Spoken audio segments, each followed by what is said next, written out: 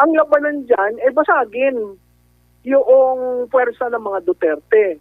Kung titingnan mo ang numero, at sana yung dayuhan na yan ay tiningnan ang numero, ang enduring Duterte base ay nasa 30%. Kung titingnan mo si Vice Presidente Duterte, nagsimula yan na very high ng 60, bumaba hanggang sa kasalukuyan nasa pag-itan ng 30 to 35%. Okay?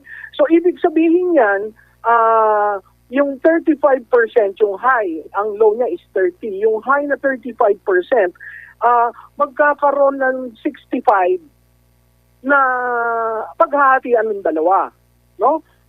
Ako ang nakikita ko, magkakaroon lamang ng third force under the blessing ng administrasyon, ng Marcos Group, para basagin yung, ang tawag ko doon, enduring base of the Dutertes.